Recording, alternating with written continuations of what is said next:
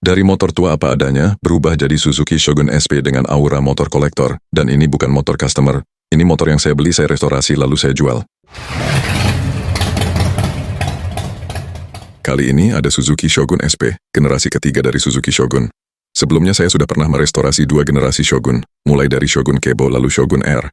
Dan sekarang, giliran Shogun SP, motor ini bukan datang dari customer, tapi saya beli sendiri, direstorasi kemudian saya jual, dikerjakan pelan-pelan, di sela-sela proyek motor customer di bengkel. Dan seperti biasa, setiap motor selalu punya ceritanya sendiri. Seperti inilah kondisi Suzuki Shogun SP ini saat pertama kali saya beli. Secara umum, bodinya masih sekitar 80%, walaupun kondisinya apa adanya. Beberapa bodi ada yang hilang, cat sudah kusam, dan aura motor tuanya sangat terasa. Tapi satu hal yang paling penting, surat-surat lengkap, STNK dan BPKB ada, dan setelah dicek, nomor rangka dan nomor mesin cocok. Buat saya, ini poin besar, karena motor sebagus apapun, kalau surat bermasalah, nilainya langsung turun. Sejak awal, rencana saya satu, motor ini akan saya kembalikan ke kondisi aslinya. Langkah pertama, semua bodi langsung saya lepas. Tujuannya bukan cuma buat di-repaint, tapi juga untuk melihat kondisi rangka secara keseluruhan. Dan benar saja, setelah bodi dibuka, terlihat rangka sudah mulai berkarat. Tanpa banyak kompromi, rangka langsung saya bongkar, saya bersihkan, saya rapikan, dan akhirnya saya cat ulang supaya kembali sehat dan layak, karena fondasi motor itu ada di rangkanya. Masalah berikutnya adalah bodi yang hilang. Saya mulai berburu ke penjual bodi bekas, dan kebetulan, semua bodi yang kurang saya dapatkan lagi. Dan yang lebih penting, ori. Buat restorasi, ini krusial. Karena bodi original punya detail, presisi, dan karakter yang beda. Setelah semua bodi lengkap, baru saya masuk ke tahap paling seru, proses repaint. Untuk bodi, saya pilih warna orange candy.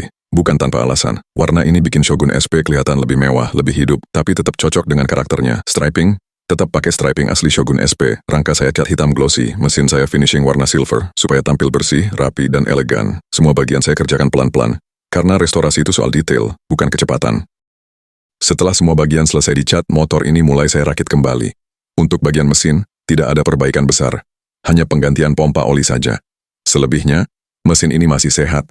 Tenaganya enak, suara halus dan responsnya masih terasa khas Shogun. Dan jujur, saat motor ini mulai berdiri utuh lagi, saya sendiri mulai takjub dengan hasilnya. 3 minggu pengerjaan, dan akhirnya Suzuki Shogun SP ini selesai juga. Perubahannya, seperti bumi dan langit dibanding kondisi awal. Inilah generasi ketiga Suzuki Shogun yang pernah saya restorasi, dan setiap generasi selalu punya tantangan dan kepuasan tersendiri. Proyek Suzuki Shogun SP ini juga bukti bahwa restorasi motor bisa jadi peluang, bukan cuma hobi. Dengan memilih bahan yang tepat, surat lengkap, dan kondisi dasar yang masih layak, motor tua bisa diangkat kembali nilainya. Prosesnya memang tidak instan, tapi dari sinilah ilmu, jam terbang, dan keuntungan pelan-pelan terbentuk. Konsep beli, restorasi, lalu jual kembali bukan soal cepat untung besar. Ini soal kesabaran, ketelitian, dan keberanian mulai dari motor yang sederhana. Dari satu motor ke motor berikutnya, kualitas kerja meningkat, kepercayaan orang tumbuh, dan pasar akan datang sendiri. Kalau dikerjakan dengan benar, motor tua bukan beban, tapi aset yang bisa terus diputar. Yang terpenting dalam konsep ini adalah tidak harus nunggu modal besar atau bengkel mewah. Mulai saja dari motor yang sesuai kemampuan, kerjakan sendiri sebisanya, dan sisakan margin yang realistis. Setiap kesalahan di proyek pertama justru jadi bekal di proyek berikutnya.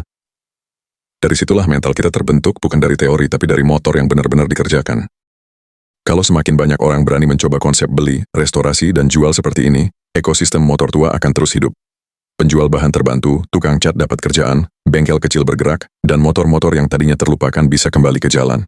Bukan cuma soal cuan tapi tentang menghidupkan kembali nilai dari sesuatu yang hampir ditinggalkan. Kalau kawan suka konten restorasi motor seperti ini, jangan lupa follow akun ini untuk update proyek restorasi lainnya, like, dan bagikan video ini kalau kawan merasa konten seperti ini bermanfaat. Terima kasih sudah menonton, sampai jumpa di proyek motor berikutnya.